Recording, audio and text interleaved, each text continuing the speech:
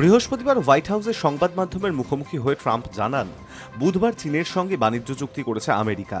তবে এই চুক্তির বিষয়ে সবিস্তারে কিছুই জানাননি তিনি। চীনের প্রসঙ্গ উত্থাপন করার পরেই ট্রাম্পের মুখে শোনা যায় ভারতের কথা। বলেন, আমরা সবেমাত্র চীনের সঙ্গে বাণিজ্য চুক্তি করলাম, সবার সঙ্গে আমরা চুক্তি করব না, তবে কিছু দারুণ চুক্তি হবে, যেমন পরেরটাই হয়তো হবে ভারতের সঙ্গে, খুব বড় চুক্তি হবে সেটা। অনেক দেশের সঙ্গে আমেরিকা বাণিজ্য চুক্তি করছে না সে কথা জানিয়ে ট্রাম্প বলেন, আমরা কয়েকটি দেশকে চিঠি পাঠিয়ে দিয়েছি, বলেছি অনেক ধন্যবাদ, তোমায় 25, 35 কিংবা 45% শুল্ক দিতেই হবে, এটাই বাণিজ্য চুক্তি করার সহজ উপায়। ট্রাম্প এও জানান যে তার প্রশাসনের আধিকারিকেরা চান আরও বেশি দেশের সঙ্গে বাণিজ্য চুক্তি করতে, কিন্তু তিনি তেমনটা চান না। প্রসঙ্গত মে মাসেই আমেরিকার বাণিজ্য সচিব হার্বার্ট লুটনিক জানিয়েছিলেন, খুব শীঘ্রই ভারত এবং আমেরিকার মধ্যে বাণিজ্যিক বোঝাপড়া চূড়ান্ত হবে। সংবাদ সংস্থা এএনআই জানিয়েছিল, দুই দেশই নিজেদের বাণিজ্যিক স্বার্থের কথা মাথায় রেখে এই চুক্তি করতে চলেছে।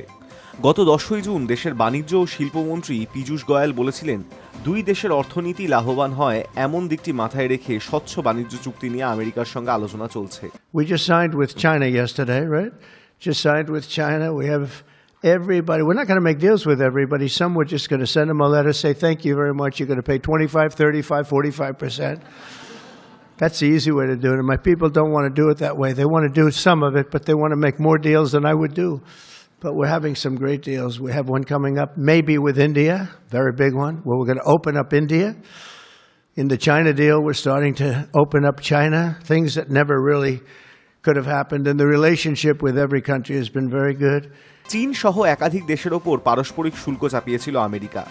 অর্থাৎ যে দেশ আমেরিকা থেকে রপ্তানি হওয়া পণ্যে যত পরিমাণ শুল্ক চাপায়, সমপরিমাণ শুল্ক সেই দেশ থেকে মার্কিন মুলুকে আমদানি হওয়া পণ্যে চাপানোর সিদ্ধান্ত নেয় ট্রাম্প প্রশাসন। ভারতের পণ্যে শুল্কের পরিমাণ ছিল 26%। 9 এপ্রিল থেকে তা কার্যকর হওয়ার কথা ছিল।